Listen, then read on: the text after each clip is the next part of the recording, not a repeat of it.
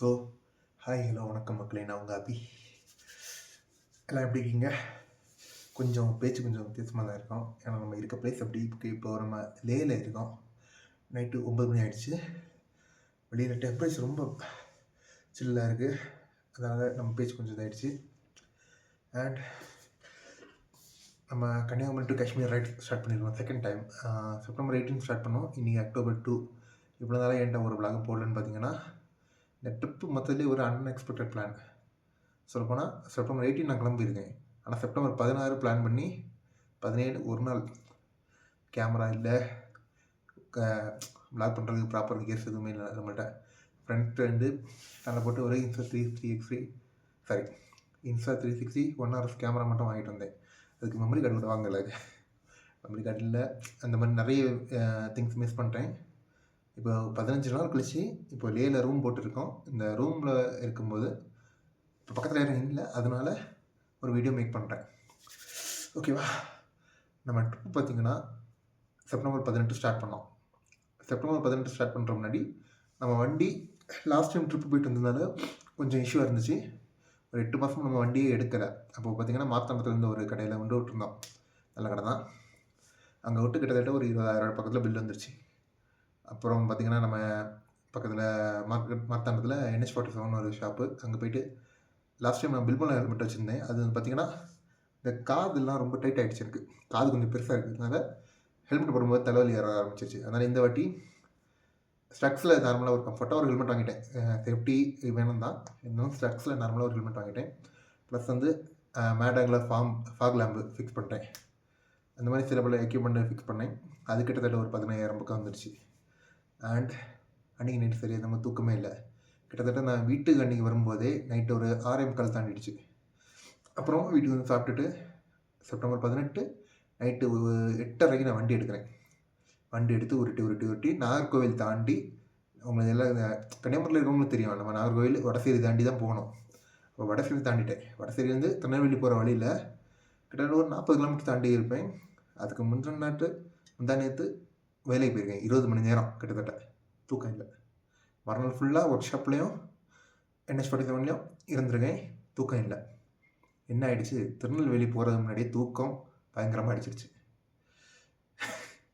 நேராக போனேன். போயிட்டு இதுக்கு மேலே முடியாதுன்னு சொல்லிட்டு என்ன பண்ணிட்டேன், ஏதோ ஒரு பக்கத்தில் அப்போ தான் ஒரு கடை கட்டிகிட்டு இருந்தாங்க. நேராக அதில் போயிட்டு ஒரு பெட்ஷீட்டை எடுத்துகிட்டு சுற்றி வச்சு அப்படியே படுத்துட்டேன். இது நடக்கும்போது ஒரு 11:15 இருக்கும்.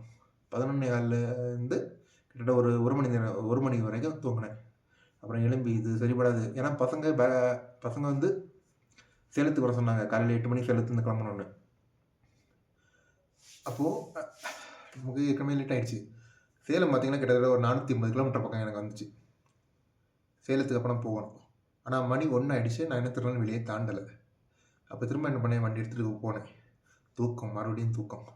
தூங்கியே வண்டி ஓற்றினேன். விருதுநகர் சாத்தூர் வரைக்கும் போனேன். முடியல, தூக்கம் பயங்கரமாக இதாகிடுச்சு. என்ன பண்ணிட்டேன், சாத்தூரை தாண்டி போயிட்டு திரும்ப 9 கிலோமீட்டர் யூட்டன் போட்டு வந்து அங்கே ஒரு பஸ் ஸ்டாப் இருந்துச்சு, கொசுக்கடி. அங்கேயே படுத்துட்டேன். படுக்கிறதுக்கு முன்னாடி ஒரு 3:45 இருக்கும்னு நினைக்கிறேன் டைம். அந்த பையன்மாரோட அட்மினுக்கு ஒரு மெசேஜ் பண்ணேன், ப்ரோ இந்த மாதிரி தூக்கம் இல்லை, வர வழியில் நல்ல தூக்கம் வந்துச்சு, அதனால் நான் இங்கே படுக்கிறேன் ஃபோர்னு சொல்லிட்டேன். அவரும் ஓகே ப்ரோ சேஃப்டியாக பார்த்து வாங்கன்னு சொல்லிட்டாரு. அங்கே தூங்கினேன் தான் காலையில் 6 மணி வரை தூங்கிட்டேங்க. 8 மணிக்கு நான் சேலத்தில் இருக்கணும். ஆனால் நான் 6 மணி வரை தூங்கிட்டு அதுக்கப்புறம் எழும்பி 6 மணிக்கு அப்புறம் எங்கே போயிருக்கேன், சாத்தூர்லேருந்து 8 மணிக்கு நான் மதுரைக்கு சேர்ந்துருக்கேன். பசங்க நமக்கு வேண்டி ரொம்ப நேரமாக சேலத்தில் வெயிட் பண்ணியிருக்காங்க. 11 மணி வரைக்கும் வெயிட் பண்ணியிருக்காங்க. அப்புறம் கடைசியில் அவங்க இந்த லொக்கேஷன் வாங்கி அங்கே போகும்போது அவங்க எனக்கு ஒரு 1 hour முன்னாடி கிளம்பிட்டாங்க. அவங்க பெங்களூர் கிளம்பிட்டாங்க. ஓகே, அப்போ பெங்களூர் கிளம்புற அவங்க சொன்னாங்க, நீங்கள் பெங்களூர் ரோட்டு வழியாக வாங்க ப்ரோ, நாங்கள் வெயிட் பண்ணுறோம், ஸ்லோவாக தான் ப்ரோ வெயிட் பண்ணுறோம். ஓகே, நம்ம சேலத்துலேருந்து அப்போ கிளம்புவோம்னு சொல்லிட்டு கிளம்பிட்டோம். கிட்டத்தட்ட பெங்களூர் வர போய் தான் அவங்கள பிடிச்சி பெங்களூர் அங்கே ஒரு 5:30 ரீச் ஆனாங்கன்னா எனக்கு ஒரு 6 ஆகிடுச்சு. அப்போது அங்கே போனால் அங்கே அவங்களோட ஃப்ரெண்டு ஒருத்தர், அவர் ஐடியில் பெங்களூரில் ஒர்க் பண்ணிருக்காரு. அவரோட ரூமில் தான் ஸ்டே பண்ணியிருந்தோம். மனசன் சாப்பாடும் போட்டு ரூம் வந்து நல்லா பார்த்துக்கிட்டாரு. அப்புறம் அன்னி காலையில் ஒரு 4 மணிக்கு போல் அங்கேருந்து கிளம்பணும். அப்போ சென்ட் ஆஃப் பண்ண ஒரு 2 பேர் வந்தாங்க, அவங்க ஃப்ரெண்ட்ஸ் தான். 4 மணிக்கு கிளம்பி அங்கே டீ எல்லாம் குடிச்சிட்டு டே 2 அதாவது எனக்கு டே 2, அவங்களுக்கு சாரி எனக்கு டே 3 ஆயிடுது. ஏன்னா ஃபஸ்ட் நாள் நான் நைட்டு கிளம்பியிருக்கேன், திருநெல்வேலியில் போய் அவ்வளோதான் முடிஞ்சது, சீன் ஓவர். செகண்ட் டே திருநெல்வேலியில் ஸ்டார்ட் ஆகி பெங்களூர் வரைக்கும் போயிருக்கேன். அந்த டே 2 எனக்கு அவங்களுக்கு டே 1 ஆகிடுச்சு. அதாவது நான் செப்டம்பர் 18 ஸ்டார்ட் பண்ணியிருக்கேன், அவங்க செப்டம்பர் 19 ஸ்டார்ட் பண்ணியிருக்காங்க. அப்போ டே 3 வந்து என்னோட இதுபடி டே 3 பார்த்தீங்கன்னா பெங்களூர் டு ஹைதராபாடு போகிறோம். அப்போது என்கிட்ட இன்டர்காம் எதுவும் இல்லை. அப்போ அவங்க வந்து ஈஜாஸ்னு ஒரு இன்டர்காம் வச்சுருந்தாங்க, அது எனக்கு கொடுத்தாங்க. செகண்ட் ஹேண்டில் தான் வாங்கினேன் அவங்ககிட்ட. அண்ட் தென் என்ன ஆயிடுச்சு, அவங்க வந்து ஹைதராபாடில் அவங்க 3 நேரம் கனெக்ட் பண்ணுற மாதிரி ஒரு இன்டர்காம் வாங்க போயிட்டாங்க. அப்போ நம்ம ஹைதராபாடு சிட்டிக்குள்ளே என்ட்ரு ஆகிற மாதிரி ஆயிடுச்சு. நைட் ஆகிடுச்சு, கிட்டத்தட்ட ஒரு 5:30-6 மணிக்கிட்ட ஆகிடுச்சு. ஹைதராபாடு உள்ள என்ட்ரானா டிராஃபிக். ஹைதராபாத் என்ன நமக்கு தெரியும், ஹைதராபாடு ஹைவேல பைக்ஸ் அலௌடு இல்லை. அப்போ நம்ம என்ன பண்ணோம், சர்வீஸ் ரோட்டில் தான் போவோம். சர்வீஸ் ரோட்டில் போகும்போது என்ன ஆயிடுச்சு, அந்த மேப்பு சுற்றி எங்கெல்லாமோ நம்ம சுற்ற வச்சு ஊருக்குள்ளே வெறுத்துருச்சு. கடைசியில் ஒரு 2.5 மணி நேரமாக அலைஞ்சி எடுத்து அந்த இன்டர்காமை வாங்கி அவங்க ஃபிக்ஸ் பண்ணிட்டாங்க, அவங்களுக்கு பக்கா. அதுக்கப்புறம் எனக்கு கம்யூனிகேஷன் கட் ஆகிடுச்சு. அதுவும் இல்லாமல் அன்றைக்கி நைட்டு வச்சுருந்த சம்பவம், பைக் அது வரைக்கும் நல்லா ஓடிட்டு இருந்து 140 வரைக்கும் போச்சுது பைக்கு. ஆனால் அதுக்கப்புறம் என்ன ஆகிடுச்சு சொன்னால், பைக்கு பவர் லேக் ஆகிடுச்சு. அதாவது 1000லேருந்து 3000 ஆர்பிஎம்குள்ளே வண்டி ரன் ஆகலை. ரொம்ப போட்டு ரவ் பண்ணி அவங்களுக்கு ஈடு கொடுக்க முடியல. ஏன்னா வண்டி 60 கூட போகலை, ஒரு மாதிரி ஆயிடுச்சு. பிறகு ஹைதராபாத்லேருந்து கிளம்பி ஒரு 40-50 கிலோமீட்டர் தான் வெளியே போயிருக்கோம். நைட் ஒரு 11 டிரைவரில் ஒரு தாபாவில் போய் சாப்பிட்டோம். அந்த தாபாலையே கேட்டு பக்கத்துலேயே டென்ட்டு போட்டுட்டோம். டென்ட்டு இந்த ரைடில் அதான் ஃபஸ்ட் டைம் டென்ட்டு போட்டோம். அதுக்கப்புறம் பார்த்தா காலத்தை அந்த பசங்களில் ஒரு MT-15, ஹிமாலயன் 411, சுசுகி வீஸ்டாம் 250 இந்த 3 பைக் வச்சுருந்தாங்க. அப்போ இந்த MT-15 வச்சுருந்தவர் என்ன பண்ணார்னா, நான் அந்த பைக்கை ஓட்டுறேன், நான் ஓட்டுறேன்னு சொல்லிட்டு என் பைக்கை வாங்கிட்டார். MT-15 என்கிட்ட கொடுத்தாரு.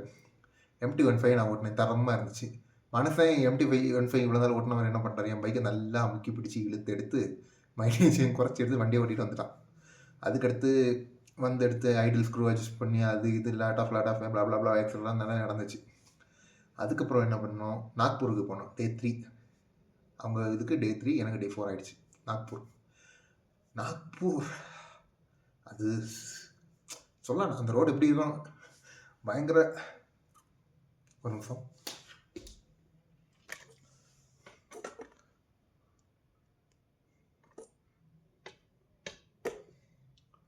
ஓகே,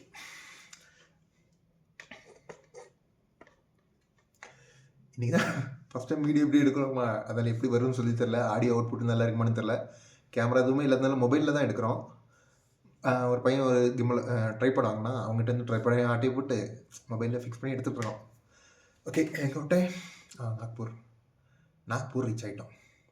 என் பைக் முடிஞ்சிருச்சு. அவங்க சொல்லிட்டாங்க, உன் பைக்கு இந்த சிச்சுவேஷன் இருந்துச்சுன்னா கர்துங்களா ஏறாது ப்ரோ, கர்துங்களா எனக்கு காஷ்மீரே வராது ப்ரோன்னு சொல்லிட்டாங்க. எனக்கு முடியல. ஏன்னா last time Kanyakumari to Kashmir போனோம், காஷ்மீர் வரைக்கும் ஒரு இஷ்யூ இல்லை, 3800 கிலோமீட்டர் ஒரு பிரச்சனையும் இல்லை. ஆனால் அதுக்கப்புறம் கர்துங்களா போகிறதுக்குள்ளே என் வண்டி என்னென்னமோ செஞ்சிருச்சு. அதே மாதிரி இந்த வாட்டி நடக்குதுன்னு சொல்லி, என்னடா இது, நமக்கு பைக்கை விட்டு போக மனசில்லை. அவங்க சொல்கிறாங்க, நீ பைக்கை விட்டுரு ப்ரோ, டெல்லியில் விட்டுட்டு ரெண்டல் பைக் எடுத்துகிட்டு வா ப்ரோன்னு சொல்கிறாங்க. எனக்கு முடியல, எனக்கு மைண்டெல்லாம் ரொம்ப இதாகிடுச்சு. சொல்லப்போனால் ஹெல்மெட் போட்டிருந்தேன், ஹெல்மெட்டுக்குள்ளே கண்ணீர் வர அளவில் ஆகிடுச்சு. நான் சொன்னேன், இல்லை ப்ரோ நான் அதை ஏற்றி காட்டுவேன் அப்படின்னு சொன்னேன். அப்போ அந்த MT-15 இந்த மனசங்க போனால், நீ வா ப்ரோ பார்த்துக்கலாம், அந்த வண்டி ஏறலாம் நான் டோ பண்ணி ஏற்றுவோம் பார்த்துக்கன்னு சொன்னான். அதெல்லாம் இன்னும் மறக்கலாம், அவன் சொன்னது இப்போ ஞாபகம் இருக்குது. மனசன் சொல்கிறேன், மனசன் ஆனால் கொள்ளலாம். அவங்க 3 பேர், 3 பைக்கு 4 பேர். ஒருத்தர் வந்து 2 பேர் வந்து ஈரோடு, ஒரு ஆள் திருச்சி, ஒரு ஆள் வந்து பாண்டிச்சேரி. இந்த மாதிரி போயிடுச்சு. டே 4. டே 5 எங்கே வந்தோம், தாஜ்மஹாலில் வந்தப்பறம் தான் நான் ஃபஸ்ட்டு ஒரு வீடியோ ஷார்ட்ஸ் எடுத்து போட ஆரம்பித்தேன். தாஜ்மஹால் என்ட்ரன்ஸு 255 ரூபா. அதுக்கு முன்னாடி ஒரு சின்ன சம்பவம் பண்ணோம், கோல்ட் காஃபி. நான் சொன்னேன் 10 ரூபா காஃபி கடைக்கு போனாலே நமக்கு காஃபி குடிக்க மாட்டோம். அங்கே இங்கெல்லாம் வேணாம் ப்ரோ, தாஜ்மஹால் ஆப்போசிட்லேயே இருந்து குடிப்போம்னு சொல்லிட்டு அங்கே போனோம். அங்கே போயிட்டு கோல்ட் காஃபி எல்லா பேரையும் பார்த்துட்டு கோல்ட் காஃபி ஆர்டர் போட்டாச்சு. நான் சொன்னேன் கடைசியில் 10 ரூபாய்க்கு ஆசைப்பட்டு 300 ரூபா வந்து நிற்க போகுதுன்னு. அதே மாதிரி இருந்துச்சு. 297 ரூபா காஃபி பில்லு, ஒரு காஃபி. 5 காஃபி மொத்தம் 5 பேர் இருந்தோமா 5 காஃபி 1485 ரூபா. பில்லை பார்த்த உடனே எல்லாருக்கும் மூஞ்சி மாறிடுச்சு. ஏன்னா அது வரைக்கும் பெட்ரோல் பங்க்ல தூங்கணும், தாபாவில் தூங்கணும், ஒரு 200 தலைக்கு போட 1000 ரூபா கேட்குறாங்கன்னா 200 ஸ்பெண்ட் பண்ணி நல்ல ரூம் எடுத்துக்கலாம். ஆனால் அதெல்லாம் விட்டு கொசு கடியில் இருந்து அவ்வளோ இது பண்ணோம். கடைசியில் இப்படி ஒரு காஃபிக்கு 300 ஸ்பெண்ட் பண்ணிட்டோமேனு இதாச்சுது. சரி ஓகே, தாஜ்மஹாலை போய் பார்க்குறோம். தாஜ்மஹாலை பார்த்து 11 மணிக்கு ரிட்டன் வந்து ரூமை செக் அவுட் பண்ணிட்டு போகிறது தான் பிளான். தாஜ்மஹாலில் நாங்கள் ரூம் எடுத்துட்டோம். 1800 கேட்டாங்க. ஓகேவா, தாஜ்மஹால்னா ஆக்ரா சிட்டி. அப்போ உள்ளே போயிட்டு ஃபோட்டோ எடுத்துட்டு இருக்கும்போது ஒரு தமிழ் ஃபேமிலி வந்தாங்க. இப்போ தான் சாப்பிட்டு வந்தேன், அது இந்த மாதிரி தமிழ் ஃபேமிலி வந்தாங்க. அப்புறம் அவங்க கூட பேசி கொஞ்சம் ஐக்கியமாகிடுச்சு. அப்போ டைம் லேட் ஆகிடுச்சு. அப்புறம் அப்போ வரும்போது திரும்ப ரூமில் என்ன சொல்லிட்டாங்க, அடிஷ்னலாக ஒரு 100-150 ரூபா கேட்டாங்க. அப்போது இதில் ஒரு சின்ன சம்பவம். டிஎஸ்எல்ஆர் கேமரா, நான் அந்த MT-15 வந்திருந்தவர் என்ன டிஎஸ்எல்ஆர் கேமரா கொண்டு வந்திருந்தார். உள்ளேருந்து ஃபோட்டோஸ்லாம் எடுத்தோம். அந்த ஃபேமிலிக்கும் ஃபோட்டோ எடுத்து வச்சுருந்தோம். இதில் என்ன ஆகிடுச்சு, மனசை மெமரி கார்டை உருவி இந்த OTG இருக்குது பார்த்தீங்களா, அதில் போட்டு இதில் மொபைல் குத்துறான். வீடியோஸ்லாம் காணல, ஃபோட்டோஸை காணல. மனுஷனுக்கு வெறுத்துருச்சு. என்ன பண்ணுறதுன்னு தெரியல. மனுஷன் அன்றைக்கி கலந்து நைட்டு ஒரு தூங்கவே இல்லை. நைட்டு அப்புறம் என்ன பண்ணிட்டான் மனுஷன், நைட்டு டெல்லிக்கு போயிட்டான். அன்றைக்கி டெல்லிக்கு போனோடனே மனுஷன் என்ன பண்ணியிருக்கான், ரிக்கவரி சாஃப்ட்வேர் எவ்வளோ ரூபா 2000 இயர்மை எவ்வளோ பே பண்ணணும்னு தெரில. ரிக்கவரி சாஃப்ட்வேர் லேப்பில் போட்டு அந்த மெமரி கார்டை போட்டு அதுலேருந்து எல்லாத்தையுமே டவுன்லோட் பண்ணி என்ன காமிக்கிறான். நான் தூங்கலை, விடிய காலத்து 4 மணி வரை நான் தூங்கலை. அந்த மனுஷன் கூட தான் இருந்தேன். மனுஷன் கையிலேருந்து ரூபாயெல்லாம் போட்டு எடுத்து பண்ணிச்சு. அடுத்து பார்த்தீங்கன்னா மறுநாள் Day 6 டெல்லியில் ஹால்ட் ஆயாச்சு. டெல்லியில் கிட்டத்தட்ட 4000 ஆச்சு ரூமுக்கு. டெல்லியில் ஏன் ஹால்ட்டுனா, ஏன் பைக்கு 3000 சொல்லிட்டாங்க. அப்போ ஆல்ரெடி ஒரு அண்ணா என்ன சொன்னாங்கன்னா, டெல்லியில் சண்டிகரில் கொண்டு பைக் சர்வீஸ் விடு. சண்டிகர் வரை நம்ம போவோமான்னு தெரியலன்னு சொல்லிட்டு டெல்லியில் குளோபல் பஜாஜ் சர்வீஸ் சென்டர் அந்த மாதிரி ஒன்று இருந்துச்சு. அது தேடி கண்டுபிடிக்க ரொம்ப டைம் ஆகிடுச்சு. டெல்லி டிராஃபிக்கு. ஏன்னா மேப்பு ஒரு 4-5 ரோடு இருக்குன்னா மேப் இப்படி போய் இப்படி போன்னு காமிக்குது. நம்ம தெரியாதமா ரைட் லைன்லேயே ரைட் ஆனால் திரும்ப ஒரு 10 கிலோமீட்டர் போயிட்டு தான் யூட்டன் போட்டு வர மாதிரி இருக்குது. அப்படி ரொம்ப சஃபர் ஆனோம். இருந்தாலும் கடைசியில் குளோபல் சர்வீஸ் பண்ணிட்டு போயிட்டோம். அங்கே போனால் அங்கே இருந்த சர்வீஸ் அட்வைசர் பேர் என் பேரும் ஒன்று தான். மனுஷன் பேரை கேட்டுட்டு நான் சொன்னேன், லடாக் வரை போகிறோம் ப்ரோ, லாஸ்ட் டைம் இந்த மாதிரி இஷ்யூ ஆகிடுச்சு, இப்போ கார்பரேட்டர் எல்லாமே புதுசாக தான் மாட்டிருக்கேன், ஏதாச்சும் பார்த்து பண்ணுங்கன்னு சொன்னேன். அவர் ஓகே, உங்கள் இது எனக்கு புரியுது, மனுஷன் ஹிந்தி இங்கிலீஷ் ரெண்டு கலந்து தான் பேசுகிறேன், உங்கள் இது புரியுது, நீங்கள் அவ்வளோ லாங் போகிறதுனால நான் பார்த்து பண்ணுறேன்னு சொல்லிட்டு இதுக்கு என்னென்ன அமௌண்ட் வரும்னு சொல்லி உத்தேசமாக சொல்லி ஒரு 3600 பக்கம் தான் வரும்னு சொன்னேன். அப்போவே எனக்கு சரி 3200 பைக்கு எந்த இஷ்யூ இல்லாமல் ஓடிட்டுனா போதும்னு தோணுச்சு. அப்படியே நாங்கள் அதை முடிச்சு பைக் விட்டுட்டு வந்துட்டு லோக்கலில் ஒரு மார்க்கெட்டுக்கும் போயிட்டு அங்கே பார்த்தீங்கன்னா சக்கை பிரியாணி. சக்கைன்னு சொல்லும்போது எங்கள் ஊரில் சக்கைன்னு சொல்லுவோம். சக்கைனா இந்த பலாப்பழம் 110 ரூபா. ஆனால் அது சத்தியமாக சொல்கிறேன், அது சிக்கன் மாதிரியே இருந்துச்சு. கூட சாப்பிட்ட மனுஷன் வந்து அது கடைசியில் நம்பவே இல்லை, சக்கைன்னு சொன்னான். அப்படி இருந்துச்சு, அவ்வளோ நல்லா இருந்துச்சு. அதை சாப்பிட்டுட்டு கூட வந்த ஒரு மனுஷன் பச்சை குத்தினான். அதெல்லாம் முடிச்சு எடுத்துகிட்டு அப்புறம் அந்த ஹிமாலயன் 411 சொன்னேன்ல, அது கொஞ்சம் ஆக்சசரிஸ் ஆகணும். வாங்கிட்டு இருக்கும்போது ஃபோன் வருது சர்வீஸ் சென்டர்லேருந்து. ஒரு பெரிய வெடிகுண்டை தூக்கி போட்டாங்க. கார்பரேட்டரு நான் புதுசு போட்டேன். அந்த மனுஷன் சொல்லிட்டான் இது லோக்கல் கார்பரேட்டர்னு. எனக்கு என்ன பண்ணன்னு தெரியல அந்த டைமில். அப்படியே இருந்தேன். கூட வந்த எல்லாரும் என்ன சர்வீஸ் சென்டரில் விட மாட்டியா, லோக்கலில் விட்டு இப்படி ஆகிடுச்சு அப்படி ஆகிடுச்சு. எனக்கு என்ன சொல்ல தெரியல. என்னடா இவ்வளோ ஸ்பெண்ட் பண்ணணும், இவ்வளோ எஃபர்ட் போட்டோம், ஓகே ஜஸ்ட் 3 நாள் பிளான் தான், இருந்தாலும் இவ்வளோ பண்ணி ஏன் இது நமக்கு இந்த மாதிரி ஆச்சுது அப்படி ஒரு இது. அடுத்து அவங்க கேட்டான், அந்த சர்வீஸ் அட்வைஸர் கேட்டார், இப்படி கார்பரேட்டர் மாற்றிடுவான்னு. கார்பரேட்டர் மாற்றணும், செயின் ஸ்ப்ராக்கெட்டு போட்டுக்குச்சு. செயின் ஸ்ப்ராக்கெட்னா ஆனால் புதுசு தான், 4 கிலோமீட்டர் ஓடி இருக்கு. செயின் ஸ்ப்ராக்கெட் என்ன ஆயிடுச்சுன்னா பேக் ஸ்ப்ராக்கெட் பார்த்தீங்களா பெண்ட் ஆகிருக்கு. கட கட கட கட கட கட கட கட கட கடன்னு சவுண்டு.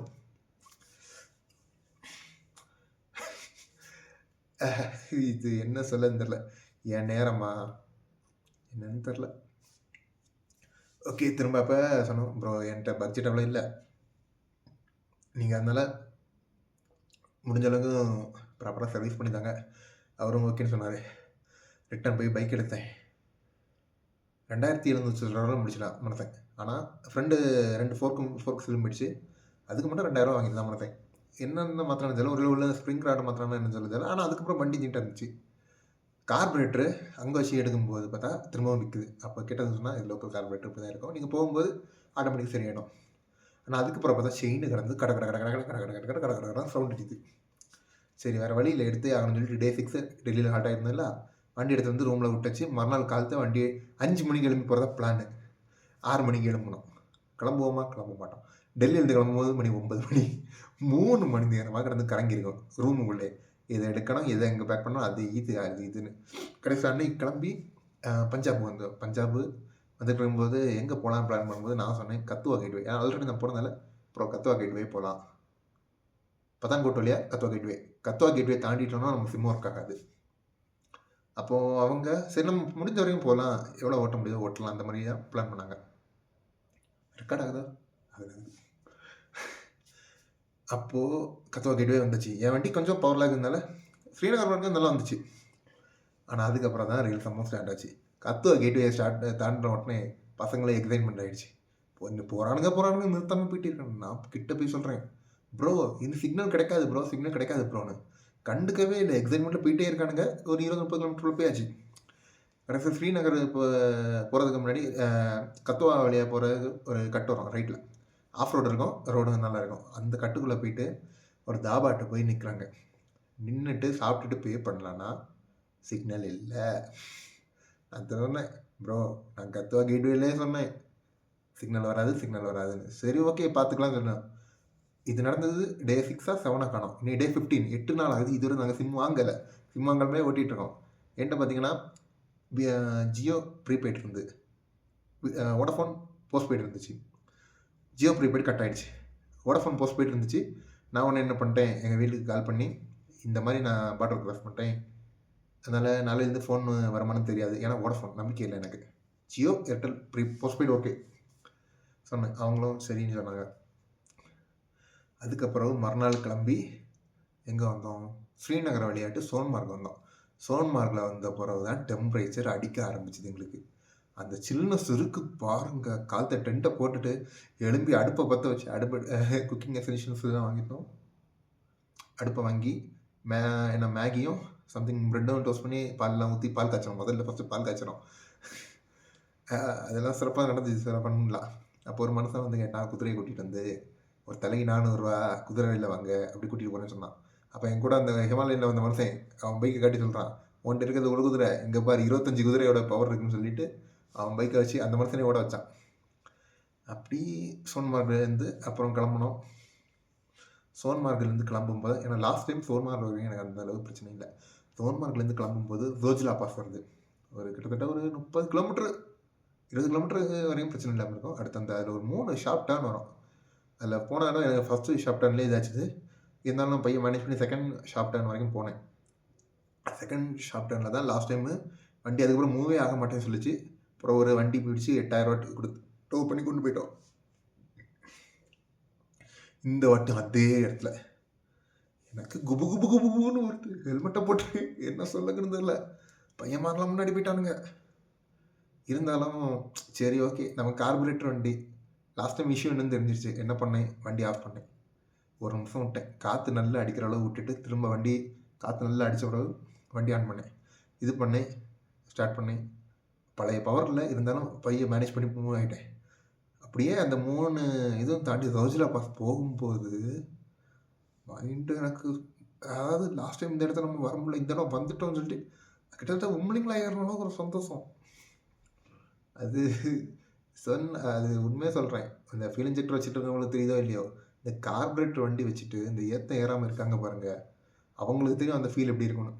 ஓகேவா, ரோஜிலா பாஸ் வந்தாச்சு. அடுத்த அன்னைக்கு கார்கில் போய் கார்கில் வார மெமோரியல்லாம் போய் சுற்றி பார்த்தோம். அடுத்து பார்த்தா வினோத்னு வரானா கார்கில்ல ஒரு பிளேஸில் ஸ்டே பண்ணியிருக்காங்க. அவங்க கிட்டத்தட்ட 7 நாள் எங்களை வெயிட் பண்ணியிருக்காங்க. நாங்கள் கிளம்புன அன்றைக்கி அவர் கார்கில் இருந்திருக்காங்க. சரி நீங்கள் வாங்கடா சேர்ந்து போகலான்னு சொல்லி அவர் மனசுக்கு 7 நாளாக எங்களை வெயிட் பண்ணியிருக்காரு. அடுத்து அவரை வந்து பார்த்த பிறகு அவர் அன்றைக்கி ஈவினிங் வந்து ஒரு எல்ஓசி காமிச்சு தரேன்னு சொல்லிட்டு கூட்டிகிட்டு போகிறாரு.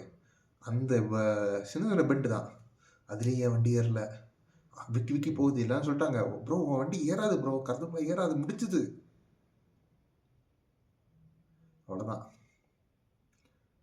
இருந்தாலும் நான் சொன்னேன், இல்லை ப்ரோ நான் ஏற்றி காட்டுவேன், அந்த விக்கி விக்கி இதனால நான் பையை மெதுவாக கொண்டு போனேன்.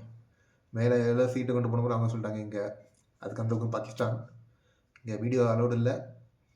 கரெக்டாக 5 மணி ஆனதான் உண்டு, நீங்கள் கிளம்புங்கன்னு சொல்லிட்டாங்க. இதுக்கு மேலே நீங்கள் யாருமே அலோடு இல்லை, நீங்கள் கிளம்புங்க. ரிட்டர்ன் வரும்போது பார்த்தீங்கன்னா அது என்ன தர லைட்டாக பைக்கு இதாகி கீழே வந்துட்டாரு. அப்புறம் அவரே இது பண்ணிட்டு கொஞ்சம் கீழே வரும்போது ஒரு வியூ பாயிண்ட் இருந்துச்சு. ஒரு 1.5 hour அதுலேருந்து நல்லா ஃபோட்டோஸ் வீடியோஸ்லாம் எடுத்துகிட்டு திரும்ப வரோம். ரூமுக்கு வந்த பிறகு எனக்கு மைண்டே கேட்கல என்ன செய்கிறது. பைக்கு ஃபஸ்ட் டைம் சொதப்புச்சு, இருந்தாலும் செகண்ட் டைம் ப்ராப்பராக மெயின்டைன் பண்ணி கொண்டு வரணும்னு சொல்லிட்டு கொண்டு வந்துட்டோம். கிட்டத்தட்ட சொல்லணும்னா அங்கே ஒரு 20,000 கிட்ட 30,000 பைக்கு ஸ்பெண்ட் பண்ணேன். இருந்தாலும் பைக் இந்த மாதிரி பண்ணுதே. நான் கேட்டேன், எனக்கு நானே பேசிட்டேன், என் மைண்டு போகணும்னு நினைக்குது, ஆனால் என் பைக்கு முடியல, என் பைக்கெல்லாம் முடியல. என்ன இது ஒன்றுமே தெரில. அது அந்த டைமில் இந்த மனநிலையை சொல்ல முடியல என்னால். அந்த டைமில் வீடியோ எடுக்க நிறைய இது டைம் கிடச்சிது. ஆனால் அப்போ எனக்கு இந்த மைண்ட் செட்டுக்கு முடியல. இருந்தாலும் நான் இல்லை, அவங்க சொன்னாங்க ரெண்டல் பைக் எடுத்துகிட்டு வா ப்ரோ. ரெண்டல் பைக் எடுக்கணும்னா நான் ஒரு ஃப்ளைட்டில் வந்து இறங்கிட்டு ஒரு 30,000 டூர் பேக்கேஜில் வந்துருக்கலாம். எதுக்கு இவ்வளோ ஸ்பெண்ட் பண்ணணும்? என் பைக் நான் உண்மையிலே ஏற்றி காட்டுவேன்னு சொல்லிட்டு நான் வந்தேன். அப்படி ஏறலைன்னா நான் வண்டி திருப்பிட்டு போயிடுவேன். என் வண்டி எங்கே இதாகிறோ வண்டி திருப்பிட்டு போயிடுவேன் அப்படின்னு சொன்னேன். அந்த பாண்ட் பைக்குக்கும் நமக்கு உள்ள பாண்ட், அதுவும் ஃபஸ்ட் பைக்கு கிட்டத்தட்ட 6-7 வருஷம் ஆகுது. இருந்தாலும் அந்த பாண்டை பிரிக்க முடியாதுல்ல. சரி ஓகே, இவனை தத்த முடியாது சொல்லிட்டு அவங்க முடிவு எடுத்துட்டாங்க. நெக்ஸ்ட் டே கார்கில்லேருந்து எங்கே மூவ் ஆகணும், சம்திங் எங்கேயோ மூவ் ஆகணும், எங்கே இருந்தால் ஞாபகம் வர மாட்டேங்குது. சரி ஓகே, கார்கில்லேருந்து மூவ் ஆகணும். ஜான்ஸ்கர் ரூட், ஜான்ஸ்கர் வர வழியில் பதும்னு ஒரு ஏரியாவில் அன்றைக்கி ஸ்டே போட்டாச்சு. பதுமா சம்திங், ஆமாம் அந்த ஏரியாவில். அப்போ கிட்டத்தட்ட கொஞ்சம் ஆல்டிடியூட் இந்த சைடு இருந்துச்சு. வண்டி கொஞ்சம் ஸ்ட்ரகிள் ஆகி தான் வந்துச்சு. எல்லோரும் முடிவு போட்டாங்க, இவனால் தான் நம்ம ரைடு லேட் ஆக போகுது, முடிச்சு விட்டாங்க. என்னெல்லாம் மைண்டு கேட்கல. மறுநாள் என்ன பண்ணோம், ஜான்ஸ்கர்லேருந்து கேலாங், அதாவது இது ஒரு புது ரோடு. அந்த அண்ணன் என்ன சொன்னாங்கன்னா இது அட்வென்ச்சர் இருக்கும். லாஸ்ட் டைம் அவர் 2021-22 வரும்போது பார்த்தீங்கன்னா off road, okay off road இருக்கும். அப்படி போய் நான் நினச்சேன் ஆஃப் ரோடு அந்த ரோட்லேயே நம்ம வண்டி ஓட மாட்டேங்குது, ஆஃப் ரோடில் எப்படா ஓடும் அப்படி போட்டால் ஆனால் போட்டு BRO borders road organisation road போட்டு செம்மையாக அந்த இதில் கேலாங் வரைக்கும் போயிட்டோம். கேலாங்கில் போய் ஸ்டே பண்ணிட்டோம். ஆனால் அதுலேயே 2-3 இடத்துல பார்த்திங்கன்னா என் வண்டி அதில் ஒரு 2 பாஸு சம்திங், ஒரு 2 பாஸ் புதுசாக அப்போ தான் பார்த்தேன். 2 பாஸ், அதில் ஒரு பாஸ் பார்த்திங்கன்னா கிட்டத்தட்ட ஒரு 15,000 ஃபீட்டு. அந்த 15,000 ஃபீட்டில் கூட வந்த ஒருத்தருக்கு ஆக்சிஜன் லேக் ஆகி கீழே வந்து ரொம்ப மனசேன். சில பல விஷயங்கள் வெளியே சொல்ல முடியாது, மனசுங்களை வளர்ந்துட்டான். அப்புறம் அங்கே பக்கத்தில் இருந்தவங்கெல்லாம் ஆக்சிஜன் கேன் கொடுத்து, இந்த கற்பூரம் சூடம் சொல்லுவாங்களே எங்கள் ஊரில், அதெல்லாம் கொடுத்து மனசை எழுப்பி விட்டாங்க. அடுத்து அந்த இடத்துல ரொம்ப நிற்கிறோம், இறங்கும்போது தான் கீழாங்கில் போய் ஸ்டே பண்ணோம். கேலாங்கு அடுத்து கேலாங்கு எதுக்கு போனோன்னா, நாங்கள் அதுக்கு முன்னாடி 28 கிலோமீட்டர் தாண்டி போயிட்டோம் போக வேண்டிய இடத்தோடு. ஏன்னா வழியில் எங்கேயும் ஃபியூல் ஸ்டேஷன் கிடையாது. கேலாங்கில் போயிட்டு கேலாங்கில் திரும்ப ஒரு 1 கிலோமீட்டர் மறுநாள் அங்கே ஸ்டே பண்ணிட்டு மறுநாள் கீழே கூட 1 கிலோமீட்டர் போயிட்டு பெட்ரோல் போட்டு வரோம். அப்போ நான் சொல்லிட்டேன், ப்ரோ என் வண்டி ஸ்லோவாக தான் போகுது, நீங்கள் வாங்க நான் இப்போவே கிளம்புறேன்னு சொல்லிட்டு நான் கிளம்புனேன். அவங்களுக்கு முன்னாடியே கிளம்புனேன். ஆனால் ஒரு 5 கிலோமீட்டர் கூட போகல, அவங்க என்ன ஓட்டை எடுத்து போயிட்டாங்க. என் வண்டி ஹில்ஸில் ஸ்ட்ரகிள் ஆகி போகுது. 4 பாஸ். ஃபஸ்ட்டு நக்கீலா பாஸ், பரவாயில்லாவா நக்கீலா சம்திங் ஒரு பாஸ். ஃபஸ்ட்டு ஒரு 30 கிலோமீட்டர் எந்த பிரச்சனையும் இல்லாமல் போயிடுச்சு. அதுக்கப்புறம் பாஸ் ஆல்டிடியூட் இன்க்ரீஸ் ஆகும்போது 40-50 போயிட்டு இருந்த வண்டி அப்படியே டவுன் ஆகுது. எப்படி தெரியுமா, ஃபஸ்ட்டு கியரில் 14 கிலோமீட்டர் ஸ்பீட்லேயே ஓட்டியிருக்கேன். சில இடங்கள் அது கூட இல்லை, நான் உருட்டினேன் வண்டி எப்படி உருட்டினேன். அதுக்கு முன்னாடி நாள் அந்த ஆக்சிஜன் இல்லைன்னு சொன்னேன்னா அந்த இடத்துல ஒரு இந்த அளவு சரியான ஸ்லோப்பு. இவங்க எல்லாம் என்னை தாண்டி போயிட்டாங்கன்னு நினச்சேன். ஆனால் இவங்க வேறு ஏதோ ஒரு பிளேஸில் போய் ஃபோட்டோ எடுத்துருங்க, எனக்கு தெரியல. நான் தாண்டி வந்துட்டேன் இவங்களே, அதில் மாட்டிக்கிட்டேன். வண்டி ஏறலை. அந்த வீடியோ இருக்குது, ஆட் பண்ணுறேன். வண்டி எனக்கு நான் என்னாலும் விட மாட்டேன், நான் உருட்டியாவது ஏற்றுன்னு சொல்லி கிட்ட ஒரு 40 நிமிஷமாக வண்டியை உருட்டுனேன். அந்த ஆல்டிடியூடு வரவங்களே தெரியும் அது எவ்வளோ கஷ்டம்னு. அது வண்டியில் அவ்வளோ லக்கேஜ் வச்சு நான் ஏற்றுறேன், மூச்சு விட முடியல. இப்படி ரொம்பவே மேலே ஏற்றிட்டு ஒரு குறிப்பிட்ட தூரம் வந்தோம். ஆனால் ஒரு 7-8 வண்டி என்ன கிராஸ் பண்ணிச்சு. ஒருத்தனும் ஏன்னு கேட்கல. அப்படி இருக்கும்போது திடீர்னு பின்னாடி பார்த்தா அந்த வினோத்தனா வராரு. வந்து எனக்கு ஷாக்கு. இவர் எப்படிடா பின்னாடி அவர் என்னடா நீ உருட்டிட்டு இருக்க வண்டின்னு கேட்டார். அண்ணா வண்டி ஏறல. அடுத்து பார்த்தா ஒரு 1 கிலோமீட்டர் அந்த 1 கிலோமீட்டர் போய் 1 ஹவர் ஆச்சு. 2:50 அவர் என்ன பார்த்தாங்க. 4 மணிக்கு தான் அந்த பாஸில் போய் ஆட் பண்ண சேர்ந்தோம். அதில் தான் ஒருத்தருக்கு வந்து ஆக்சிஜன் தேவை. அந்த மனசு கீழே வந்தான். ஓகே, அதை தாண்டி வந்துடும். அதுக்கப்புறம் தான் கீழே அங்கே ஸ்டே பண்ணோம். மறுநாள் கிளம்பும்போது நான் சொன்ன 4 பாஸ் வரலட்சணா பாஸுக்கு போகும்போது பிரச்சனை இல்லை. அதுக்கப்புறம் போகும்போது என்ன ஆயிடுச்சு, சம்திங் வரலட்சணா தாண்டி போயிட்டு இருக்கும்போது ஒரு சர்ச்சுக்கு கொஞ்சம் முன்னாடி ஒரு 30 கிலோமீட்டர் முன்னாடி 30 சம்திங் கொஞ்சம் முன்னாடி கொஞ்சம் வேலை நடந்துட்டு இருந்துச்சு. அப்போ அதில் கன்னியாகுமரியில் உள்ள ஒரு அண்ணா தான் மிலிட்ரி ஆர்மியில் உள்ளவர். அண்ணன் பேர் சிவா, வில்லுகுரி பக்கம். அவர் அதில் ஜூனியர் இன்ஜினியர் சம்திங் ஏதோ இருந்திருக்காரு. அவர் பார்த்துட்டு எந்த ஒரு கன்னியாகுமரி தெரிஞ்சவனே நம்பர்லாம் தந்து, கன்னியாகுமரியில் அவர் எப்படி இருந்தாலும் தமிழ்னா கொடுப்பாரு. யாராக இருந்தாலும் ஹெல்ப் பண்ணுவாங்க ஆர்மி. நம்பர்லாம் வந்து எந்த பிரச்சனை இருந்தாலும் இது பண்ணுங்கள், நெக்ஸ்ட் டைம் வரும்போது கண்டிப்பாக சொல்லுங்கள், இங்கே ஸ்டே பண்ணுறதுக்கு ஃபுட்டுக்கு நான் அரேஞ்ச் பண்ணுறேன், அந்த மாதிரிலாம் சொன்னேன். ரொம்ப நல்ல அண்ணா. இந்த மாதிரி போயிட்டு இருந்தோம். அதுக்கடுத்து இந்த 3 பாஸ், நக்கீலா பாஸ், லுச்லாங்களா சம்திங் ஏதோ ஒரு பாஸ் வந்துச்சு. அடுத்து தங்கலங்களா என்னை தாண்டி போயிட்டாங்க. என் வண்டி ஏறலை. ஒவ்வொரு பாஸ் வரும்போதும் ஃபாஸ்ட் டிக்கெட்டில். இதுக்கிடையில் இன்னொரு சம்பவம், காட்டா லூப்ஸ் 21 லூப்ஸ் மறக்க மாட்டேன் லைஃப்பில். இதுக்கு முன்னாடி நான் என்னென்னா அங்கே லேலேருந்து இந்த ரூட் வழியாக வந்தேன். எனக்கு ஃபுல்லாக இறக்கமாக இருந்துச்சு. தங்கலங்களா மட்டும் தான் சஃபராச்சு, மற்றெல்லாம் இறங்கி வந்துட்டேன். இந்த வாட்டி பார்த்தா நான் இங்கே கீழாங்கிலேருந்து போகிறது யூட்டர்ன் போட்டு போகிறீங்களா, பின்னாடி போகிற மாதிரிங்களா, அப்படியே ஏற்றமாயிடுச்சு. அந்த காட்டா லூப்ஸ் 21 லூப்பு. மொதல் 4 லூப்பு பிரச்சனை இல்லாமல் ஏற்றினேன் ஃபஸ்ட் இயரில் போட்டு. அதுக்கப்புறம் வண்டி இயரில் இப்படி ஆஃப் ரோட் ஆகிடுச்சு. திடீர்னு வண்டி நிற்குது. நான் என்ன பண்ணேன்னு தெரில. இருந்தாலும் மைண்டு என்ன வேணாலும் நடக்கட்டு, நீ ஏற்று உரட்டி அது ஏற்றுவேன்னு சொல்லி ஏற்றுறேன். பின்னாடி வந்த லாரிக்காரன் நிறுத்திட்டார் வண்டியை. நிறுத்திட்டு மனசை இப்படி பார்க்குறான், யாரா இவன் இந்த ஏற்றத்தில் வந்து வண்டியை போட்டு உருட்டிட்டு இருக்கானு. அந்த மாதிரியே ஏற்றிட்டு நான் யோசிக்கிறேன், என்னடா 200 cc பைக்கு ஏற மாட்டேங்குது அப்படி நினச்சிட்டு பின்னாடி பார்க்குறேன். 3 பைக்கர்ஸ் வந்தாங்க. சரியான பர்ஃபார்மன்ஸ் பைக்கு. அவங்களால ஏற்ற முடியல.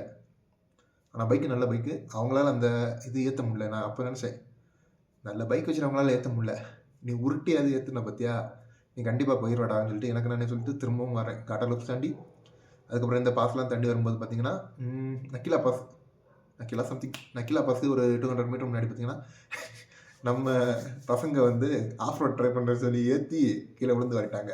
விழுந்தது அந்த ஏரியாவில் பார்த்தீங்கன்னா அவங்க சிரிப்பு தாங்க முடியல. அந்த வீடியோ கையில் கிடச்சி நான் அட்டாச் பண்ணுறேன்.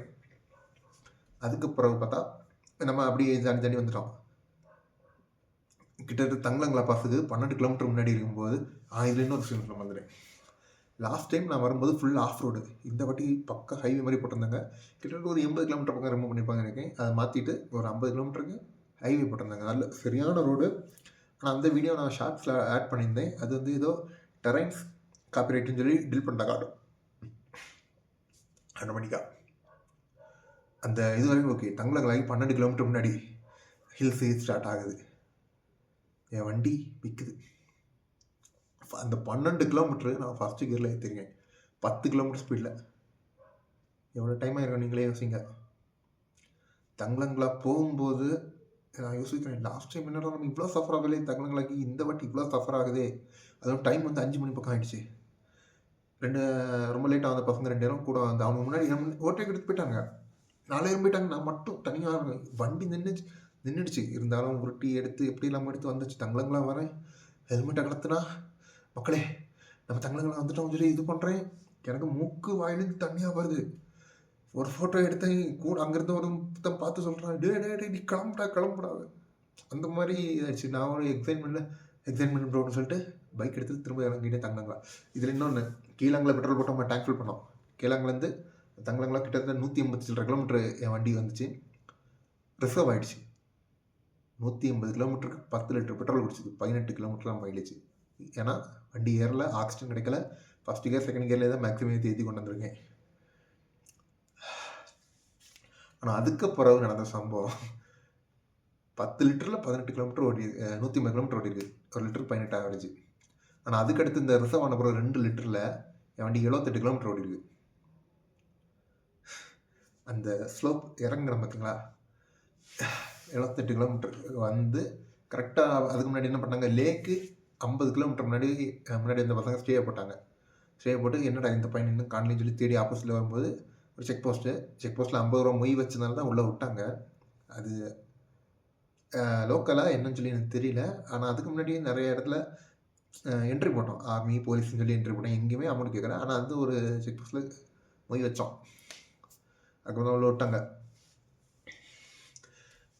முடி ஃப்ரீஸ் ஆகி நிற்குது.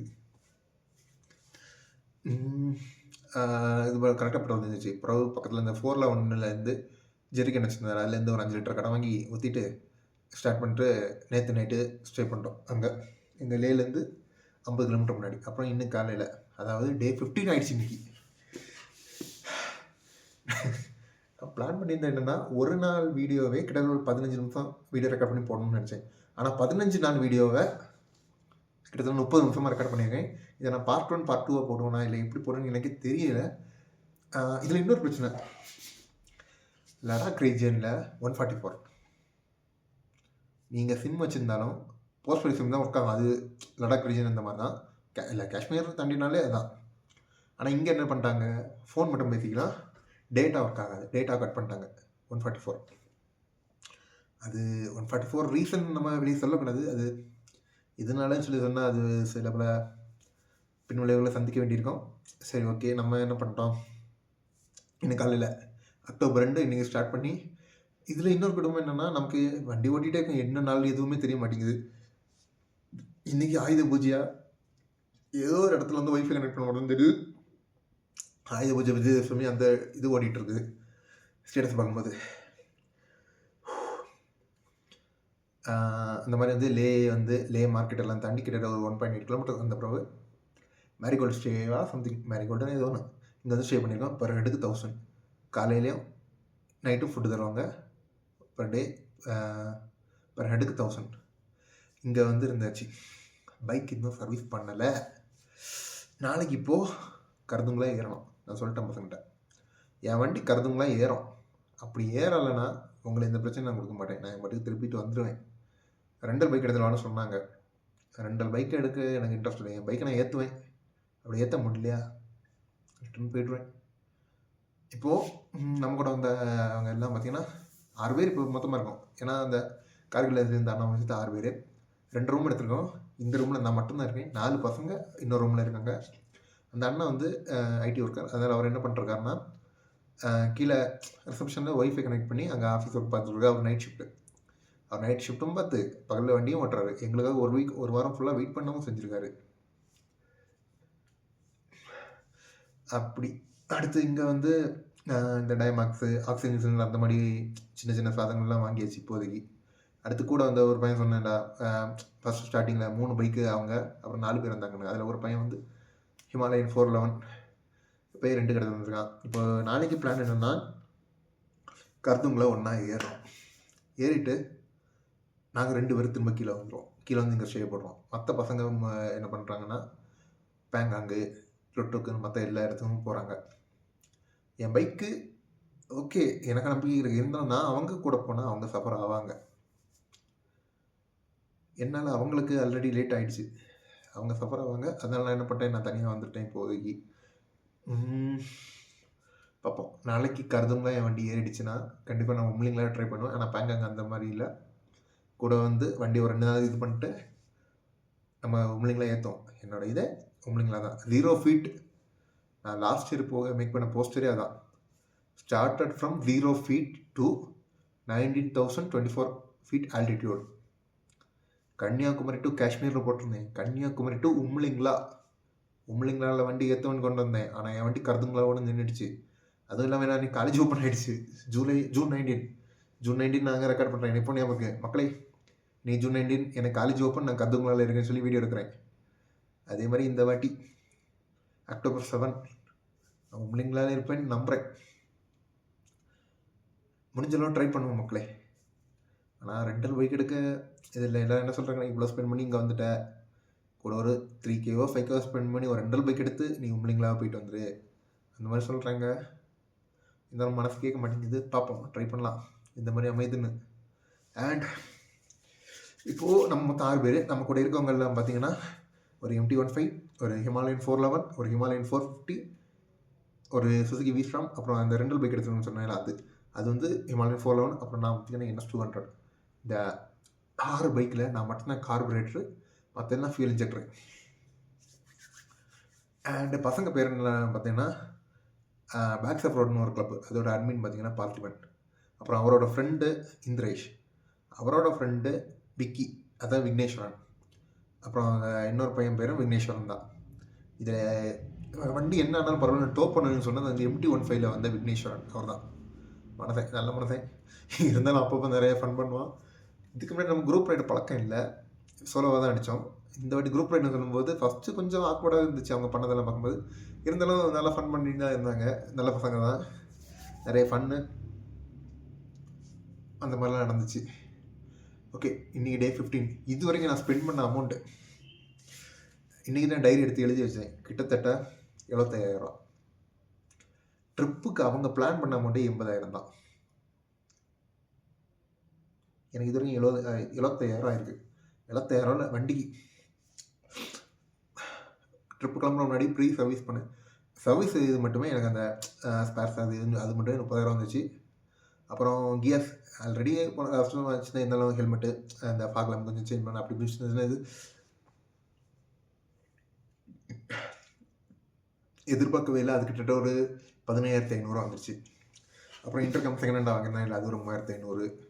சாரி, அது ஒரு 3,000. அப்புறம் நீ பேட் செகண்ட் ஹேண்டாக வாங்கியிருந்தேன், நீ கார்டு, அது ஒரு 1,500. அடுத்து ஃபியூவல் 16,000 சில்லற ரூபாய் போட்டிருக்கேன். கிட்டத்தட்ட 5,000 கிலோமீட்டர் பக்கத்தில் வந்திருக்கோம். கரெக்டாக பார்க்கல நான் இன்னும். அதை 4,300 வரைக்கும் பார்த்தேன், அதுக்கப்புறம் நான் கவனிக்கல. 75,000 ஸ்பெண்ட் பண்ணியிருக்கோம். இப்போ தான் லே வந்து ரீச் ஆகிருக்கோம். எனக்கு நாளைக்கு கருதுங்களா இங்கேருந்து 38 கிலோமீட்டர். அதுக்கப்புறம் தான் தெரியும் என்ன நடக்கும். அண்ட் இது ஜஸ்ட் ஒரு இந்த வீடியோ நல்லா வருதா இல்லை என்ன எதுவுமே தெரில. ஆனால் தமிழ்நாட்டிலேருந்து கன்னியாகுமரிலேருந்து ஒரு பையன் இவ்வளோ எஃபர்ட் போட்டு வந்திருக்கேன். பைக்கு நல்லா இருக்கவன், அதாவது சொல்லுவாங்க பணம் இருந்தால் போயிடலாம், வெல்த் இருந்தால் போயிடலாம், ஹெல்த் இருந்தால் போயிடலான்னு. நான் பர் டே ஒரு 300 வேலைக்கு போய் அதை சேர்த்து வச்சு இவ்வளோ பண்ணி இங்கே வந்த பிறகு பைக் ஏறணும்னு சொல்லும்போது அது உண்மையிலே எந்த அளவுக்கு இருக்குன்னு சொல்லிட்டு இந்த இடத்துல வந்து திரும்பி போனவங்களுக்கு தான் தெரியும். அந்த இதில் தான் நான் இருக்கேன். கையில் தருவால செலவாயிடுச்சு மேக்ஸிமம். பசங்கள்கிட்ட ஒவ்வொருத்தண்டையும் ஃபோன் பண்ணி ஒரு 500 போட்டு விடு, 1000 போட்டு விடுன்னு சொன்னால் எவனும் போட்டு விட்ற மாதிரி இல்லை.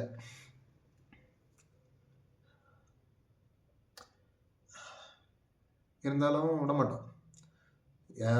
ஒருவேளை இது போகிறது ஈஸியாக இருந்தால் எல்லோரும் பண்ணுவாங்களே, அப்புறம் எதுக்கு நம்ம இவ்வளோ தான் வரணும் சொல்லுங்கள். ஒருவேளை நினச்ச எல்லாராலையும் கருத்துங்களா உம்பளைங்களா போக முடியும்னா நம்ம இவ்வளோ எஃபர்ட் போட தேவையில்லை. எல்லாராலையும் போகக்கூடிய இடத்துக்கு நம்ம போக இது பண்ணல. எந்த ஒரு விஷயம் உன்னை தூங்க விடாமல் வச்சுட்டே இருக்கோ அதுதான் ஏம் பண்ணியிருக்கேன். கருதுங்களா ட்ரீம், மெனி பைக்கர்ஸோட ட்ரீம். லே வரைக்கும் வந்திருக்கோம். கருதுங்களா நாளைக்கு ஏற்றுறோம், உம்பளிங்களாவும் ஏற்றுறோம். இதில் இன்னொரு குடும்பம் உம்பளிங்களா அதுக்கு அடுத்த பாஸ் கட்டிகிட்டு இருக்காங்க, ஏதோ மிங்களாவா சம்திங்னு. நம்ம இன்னும் உம்பளிங்களாவே ஏற்றலை, உம்பளிங்களா ஏற்றுறோம். எல்லாம் ப்ரே பண்ணிக்கோங்க. இந்த வீடியோஸ் ரீச் ஆகுமா என்ன எதுவுமே எனக்கு தெரியல. அண்ட் ஒரு ட்ரையல் வீடியோ தான் இது, ஏன்னா கேமரா எதுவும் இல்லை. ஒரு சாதா விவோ ஃபோனு, அந்த இன்னொரு பாயிண்ட் வாங்கின ட்ரைபாடு வச்சு ஆப்போசிட்டில் கண்ணாடி இருக்குது, இந்த பக்கம் நான் வந்து பேசிகிட்டு இருக்கேன். இன்னைக்கு தாண்டிட்டேன்னா நாளைக்கு எனக்கு சிக்னல் கிடைக்குமான்னு தெரியாது. நெக்ஸ்ட்டு 7 days கையில் தருவாயெல்லாம் செலவாயிடுச்சு. என்ன பண்ண போகிறேன்னு தெரியல. இருந்தாலும் ஒரு ஹோப், நம்பிக்கை. முடியும்டா, பார்த்துக்கலாம். இவ்வளோ தூரம் வந்துடும் லைஃப்பில், எவ்வளோ பிரச்சனை பார்த்துட்டோம், அதெல்லாம் தாண்டி வந்துட்டோம். இது என்ன ஒரு 7 நாள்.